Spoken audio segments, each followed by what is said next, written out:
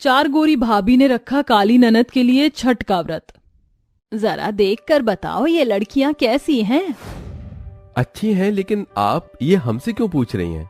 तुम चारों की शादी की उम्र हो गई है, इसलिए कब तक ऐसे कुंवारे बैठे रहोगे?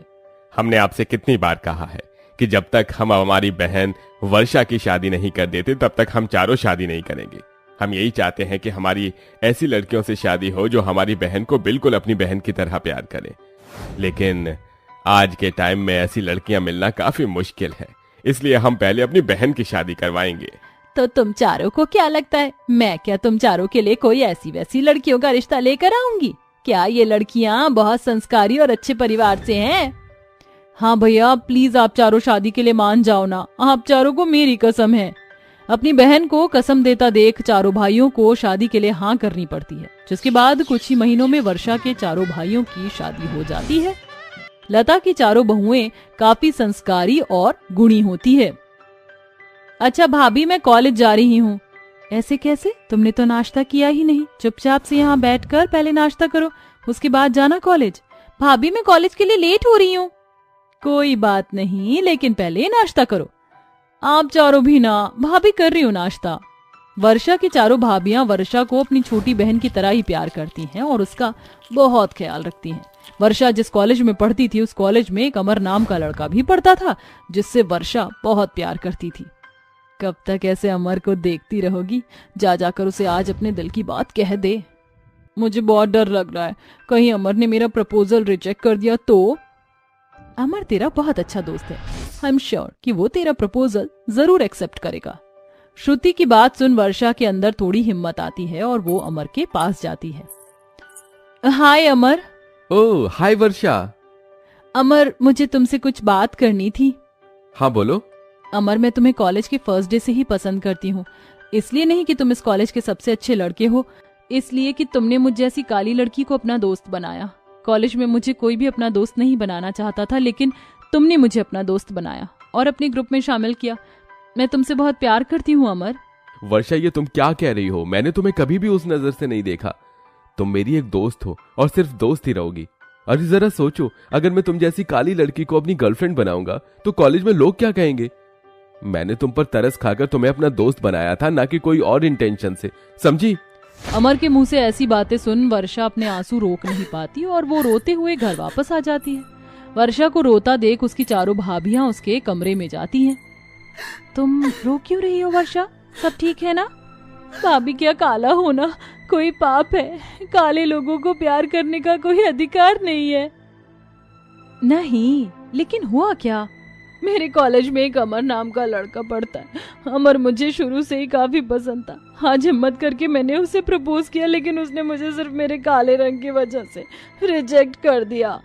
जो तुम्हारे रंग से प्यार करे वो किसी प्यार के लायक नहीं। अगर वो लड़का अच्छा होता तो तुम्हारे रंग से नहीं, तुम्हारे दिल से प्यार करता। तुम फिक्र मत करो, तुम्हें उससे भी अच्छा लड़का मिलेगा। तुम्हारी चारों भाभियां हैं ना, चलो अब रोना बंद करो। वर्षा की चारों भाभियां वर्षा के आंसू पोंछती हैं। कुछ ही दिनों में वर्षा के लिए एक रिश्ता आता है। हमें आपकी लड़की तो पसंद है, लेकिन अब कुछ दहेज की बातें भी कर लेते हैं। हमें दहेज में गाड़ी, बाइक, 20 लाख रुपए कैश और जो भी घर का सामान होता है वो, बस इतना ही चाहिए। ये तो आप बहुत मांग रहे हैं। हम एक मिडिल क्लास फैमिली से इतना सारा सामान कहाँ से लेकर आएंगे? आजकल तो लोग ऐसी ऐसी लड़कियों को रिजेक्ट कर देते हैं जिनके चेहरे पर एक दाग भी हो, लेकिन आपकी बेटी तो बिल्कुल कोयले की तरह काली है। लेकिन इसके बावजूद भी मैं आपकी बेटी को अपनी बहू बनाने के लिए तैयार हूँ। इसके बदले हमें कुछ तो मिलना चाहिए ना। आप अपने बेटे का रिश्ता करने आए हैं या अपने बेटे को बेचने के लिए? ऐसे घर में हम अपनी नंद को नहीं देना चाहेंगे, जहाँ पर उसके गुण संस्कार को छोड़कर उसके रंग की बात की जाए। शालू की बात सुन अंजना और उसके बेटे राजीव का मुंह बन जाता है, जिसके बाद वो लोग वहां से चले जाते हैं। लेकिन वर्षा के लिए उनकी बात किसी तीर के चुभने के दर्द से कम नहीं होती। ऐसे ही कुछ दिनों में वर्षा के लिए एक और रिश्ता आता है, लेकिन वर्षा के काले रंग की वजह से वो लोग भी शादी से मना कर देते हैं, जिससे अब वर्षा पूरी तरह से टूट जाती है।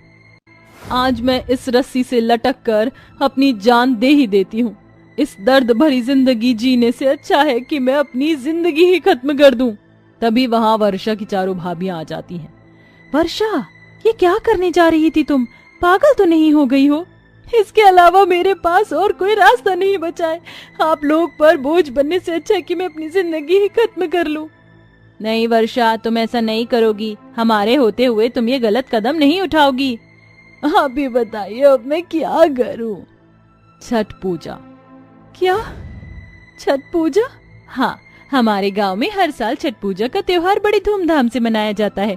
लोगों की मान्यता है कि जो भी सच्चे दिल और श्रद्धा से छठ पूजा का व्रत रखता है, छठ मैया उसकी सारी मनोकामनाएं पूरी करती हैं। इसलिए इस साल की छठ पूजा का व्रत हम चारों भाभियों तुम्हारे लिए रखेंगे और छठ मैया से प्रार्थना करेंगे तुम्हारे लिए एक अच्छा वर मिले, जो तुम्हारे रंग से नहीं, तुम्हारे गुण और संस्कार से प्यार करे।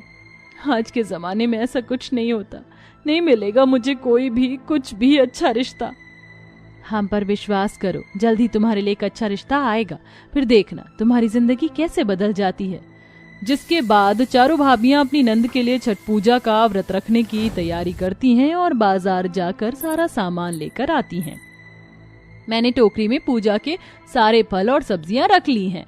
मैंने भी गुड़ की खीर बनने को रख दिया है। हम दोनों ने पूजा की सारी सामग्री भी तैयार कर दी है। भाभी, आप चारों मेरे लिए कितना कुछ कर रही हैं। मैं आपका ये एहसान कैसे चुकाऊंगी?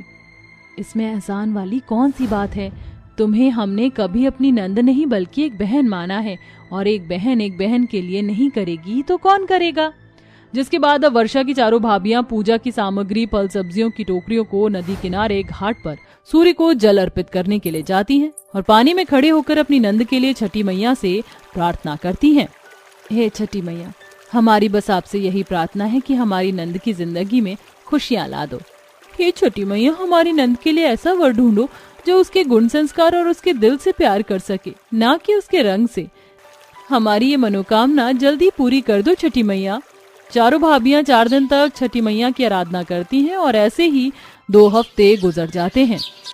छठी मैया का व्रत भी आप लोगों ने रख लिया, लेकिन अभी तक कुछ नहीं बदला। तुम देखना, आज जो तुम्हें लड़का देखने आ रहा है वो तुमसे शादी के लिए जरूर हाँ करेगा, वो भी बिना किसी दान दहेज के। छठी मैया है ना, तुम बस उनका चमत्कार देखना। हमें तो लड़की पसंद है, अब तो बस आप शादी का मुहूर्त निकलवाइए। क्या आप लोगों को मेरे काले रंग से कोई प्रॉब्लम नहीं है? हमें आपके काले रंग से क्या प्रॉब्लम होगी? इंसान की बाहरी नहीं बल्कि अंदर की खूबसूरती देखनी चाहिए। और रही बात दहेज की, तो दहेज लेना एक कानूनन अपराध है, तो हम कभी नहीं करना चाहेंगे। आप लोग कुछ दान दहेज नहीं मांगोगे? राजीव की बात सुन चारों भाभियां बहुत खुश होती हैं कि आखिरकार वर्षा को उसका जीवन साथी मिल ही गया। कुछ दिनों में शादी की तैयारी शुरू हो जाती है और धूमधाम से वर्षा की शादी होती है। अगर आप चारों ना होती तो मुझे मेरा जीवन साथी नहीं मिलता। ये सब आप लोगों के छठी मैया के व्रत के कारण ही हो पाया है। जय हो छठी मैया की। वर्षा अपनी चारों भाभियों से गले मिलती है और विदा लेती है, जिसके बाद वर्षा अपनी नई जिंदगी में अपने परिवार के साथ खुशी खुशी रहती है और वर्षा का अब छठी मैया पर एक अटूट विश्वास भी बन जाता है। अमीर और गरीब की छठ पूजा। ललिता बहू, तू जल्दी से झाड़ू पोंछा कर दे, इतने में मैं बर्तन कर लेती हूँ। पहले ही बहुत देर हो गई है, अगर नाश्ता बनाने में और देरी हुई तो मालकिन बड़ी डांट लगाएंगी। जी ठीक है माँ जी। इसी के साथ दोनों गरीब सास बहू काम पर लग जाती हैं। तभी राज रानी रसोई में आकर कहती है, गोमती, तू अभी तक 1 घंटे से बर्तन ही घिस रही है, तो नाश्ता कब बनाएगी? बस मालकिन, बर्तन मांजकर नाश्ता बनाऊंगी। एक काम में घंटा भर लगाकर काम चोरी करना तो कोई तुम काम वाली से करे। खैर, पराठे बनाने में तो अच्छा खासा टाइम लग जाएगा। एक काम कर, तू ब्रेड ऑमलेट ही बना दे। मालकिन, आज के दिन तो लहसुन प्याज भी नहीं खाना चाहिए। आपके घर में भी तो छठ पूजा होता है। आज छठ व्रत का नहा खा है। मान्यता के अनुसार इसमें व्रत रखने वाली स्त्रियों को नहा धोकर सात्विक खाना खाना चाहिए। मैं तो भूल ही गई थी। तू एक काम कर, तू पूरे किचन की अच्छे से सफाई कर दे। उसके बाद ही खाने में सादे छोले और पूरी बना देना। और सुन, ड्रॉअर में घी रखा है, पूरी उसी में तलना और हलवा भी बना देना। राजरानी गरीब गोमती को खाना बनाने का ऑर्डर देकर चली जाती है। थोड़ी ही देर में गोमती ललिता खाना मेज पर लगाती हैं, जहां राजरानी और उसकी अमीर बहू बड़े ही ठाट से कुर्सी पर बैठकर खाती हैं। तभी ससुर दशरथ कहते हैं, क्या बात है भाई, सुबह सुबह नाश्ते में छोले पूरी हलवा। अजी आज छठ पूजा का नहा खा है ना, इसीलिए। सुनो जी, आज दफ्तर जाने से पहले पैसे दे देना, कल के खरना की भी तो खरीदारी करनी है। अरे पैसे क्या देने हैं भाग्यवान, ये लो तिजोरी की चाबी, छठ पूजा के लिए जितने भी पैसे की जरूरत लगे निकाल लेना। मालकिन, हमें भी छठ पूजा की खातिर ये सब कुछ खरीदना है, थोड़े पैसे दे देती। अभी छठ पूजा में 2-3 दिन है, दे दूंगी मैं पैसे, कहीं भागे थोड़े ही जा रही हूँ। वो बात नहीं मालकिन, मगर आज खरीद लेंगे तो थोड़ी सस्ती मिल जाएगी, वरना छठ पूजा के दिन सूप दौरा सब कुछ बड़ा महंगा मिलता है। अरे 10-20 रुपए महंगा होता भी है तो उससे क्या होता है। आप बड़े लोग हैं मेम साहब, मगर हम गरीबों के लिए त्योहारों पर्व पर उस 10-20 रुपए से भी जरूरत पूरी होती है। अरे ओ गोमती, जरा अपनी इस बड़बोली बहू की लगाम खींच कर रख, मेरी बहू से जुबान न लड़ाए। दोनों सास बहू उदास मन से घर चली जाती हैं। जैसे तैसे एक आधे कोठी में रोटी बनाने और झाड़ू पोंछे के काम से उस गरीबी में बड़ी मुश्किल से उनके घर का गुजर बसर चल रहा था। अगले दिन फिर से दोनों गरीब सास बहू काम पर पहुंचती हैं। वो दोनों खरना का व्रत भूखी होती हैं। उपासना बहू, छठ व्रत का सारा सामान लिख लिया ना, कुछ छूट तो नहीं रहा। नहीं सासू माँ, सब हो गया। ये लिस्ट ले जाकर ससुर जी को दिया, वो बाजार से खरीद कर ले आएंगे। अब व्रत में हम सास बहू कहाँ भटकती फिरेंगी। जी सासू माँ। नमस्ते मालकिन। गोमती, कितनी देर हो गई है, अब आई है? तुझे पता है ना छठ पूजा का घर है, कितना काम पड़ा है। वो मालकिन, आज बस झाड़ू पोंछा और बर्तन ही तो करने हैं ना। क्यों, खाना कौन बनाएगा? मालकिन, खरना व्रत का खाना बहू बनाती है। अच्छा जी, क्या मतलब है तुम्हारा? ललिता, मैं व्रत रखकर भी खाना बनाऊं तो तुम दोनों काम वाली को फ्री फंड का पैसा देने के लिए थोड़े ही रखा है। किचन में जाओ और खरना के लिए खीर पूरी बनाओ। जी मालकिन। खरना का खीर पूरी बनाकर वो मेज पर परोस कर घर चली जाती हैं। माँ जी, घर में तो जरा सा ही राशन है, खरना का खाना इससे कैसे बन पाएगा। बहू, ये लता मौसी ने एक लौकी दी है, इसकी सब्जी और रोटी बना ले, उसी से खरना कर लेंगे। गरीबी के चलते दोनों सास बहू रूखी सूखी रोटी से ही खरना का व्रत खोलती हैं। छठ पूजा की खरीदारी के लिए बड़ी कंजूसी के साथ राजरानी गोमती को 500 रुपए देती है, जिससे कि वो दोनों सास बहू थोड़ा बहुत फल और पकवान ही बना पाती हैं। मालकिन, छठ पूजा के लिए हमें आज और कल की छुट्टी चाहिए। क्या कहा, छुट्टी? तुम दोनों गरीब सास बहू को छुट्टी चाहिए, वो भी आज छठ पूजा के दिन? अरे तो हमारे घर में पकवान कौन बनाएगा? उपासना मीम साहब, छठ पूजा का पकवान जो स्त्री व्रत रखती है उसे ही बनाना होता है, यानी कि आप और बड़ी मालकिन ही पकवान बनाएंगे। हम नहीं बनाएंगे पकवान, मैं और उपासना बहू पार्लर जा रही हैं। जब तक हम तैयार होकर लौटेंगे तुम सब तैयार रखना खाना। इसी के साथ दोनों अमीर सास बहू पार्लर चली जाती हैं और वहीं गरीब सास बहू छठ व्रत भूखी रहकर ठेकुआ पूरी पकवान बनाती हैं। मेम साहब, हमने ठेकुआ पूरी पकवान बना दिए हैं, दौरा भी सजा दिया है, अब हम घर चलती हैं, हमें अपनी भी तैयारी करनी है। देखिए, पहले ही बड़ी देर हो गई है, शाम ढलने वाली है। हाँ तो जाओ, हमें कौन सा रोका है तुम्हें। घर लौटकर ललिता और गोमती छठ पूजा की प्रसाद की टोकरी सजाती हैं। माँ जी, मैंने प्रसाद की टोकरी सजा दी है, ये लीजिए आपकी छठ पूजा की पीले रंग की साड़ी, जल्दी से इसे पहन लीजिए। हाँ बहू, बस 2 मिनट। हे छठ मैया, हम गरीब सास बहू पर दया करना, कहीं छठ पूजा का सूरज हमारे अर्घ्य देने से पहले ही डूब न जाए, वरना हमारा इतने दिनों का छठ व्रत निष्फल हो जाएगा।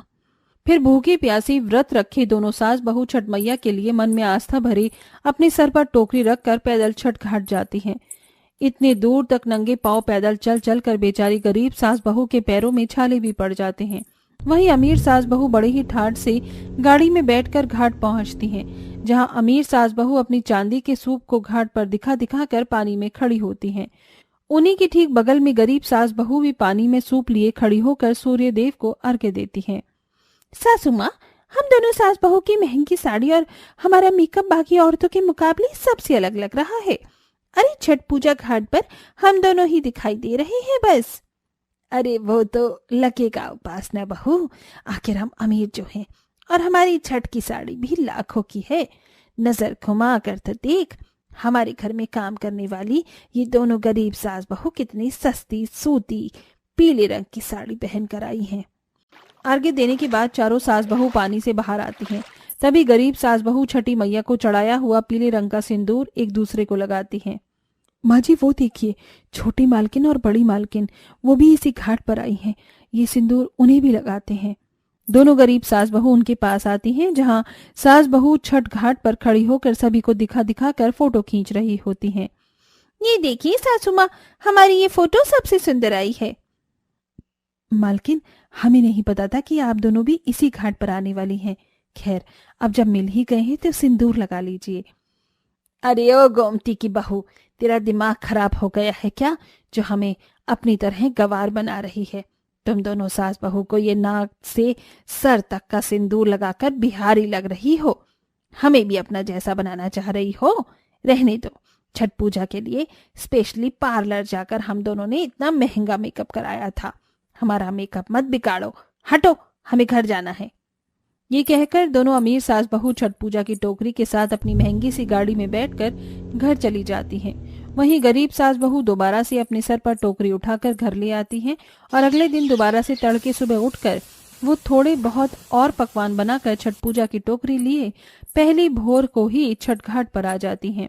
इतने में अमीर सास बहू भी घाट पर आ जाती हैं, मगर जल्दीबाजी के चक्कर में उपासना का पैर छठ घाट की सीढ़ियों पर फिसल जाता है। उसके पैर में गहरी चोट आती है। माँ, मेरा पैर बहुत दर्द हो रहा है। सासू माँ, उपासना बहू, खड़ी होने की कोशिश कर। देख, थोड़ी देर में सूरज उग जाएगा। हमें सूरज को अर्घ्य देना होगा, वरना हमारा छठ व्रत पूरा नहीं होगा। माँ जी, बहुत दर्द हो रहा है, मुझसे खड़ा नहीं हुआ जाएगा। मेरे पैरों में बहुत ज्यादा तकलीफ हो रही है। तभी ललिता और गोमती उनके पास आती हैं। बड़ी मालकिन, आप बिल्कुल भी चिंता मत कीजिए। उपासना बहू रानी जी के हिस्से का छठ अर्घ्य मेरी बहू ललिता दे देगी। आइए मालकिन। गोमती और राजरानी उपासना को सीढ़ियों के किनारे बिठा देती हैं और ललिता अपने आंचल में अपने साथ साथ उपासना के हिस्से का भी छठ अर्घ्य देती है। इसके बाद दोनों अमीर सास बहू को अपनी गलती का एहसास हो जाता है। ललिता बहू, गोमती, हमें माफ कर दो। हमने तुम्हारे साथ बहुत ही गलत किया। अपने छठ पूजा के आगे हमने तुम्हें गरीब सास बहू के घर के छठ की पूजा का जरा भी ध्यान नहीं रहा। इसीलिए छठी मैया हमसे नाराज थी और हमारा छठ पूजा निष्फल हो गया। ललिता गोमती उन्हें माफ कर देती हैं, जिसके बाद राजरानी और उपासना के लिए वो एक परिवार के जैसे ही हो जाती हैं।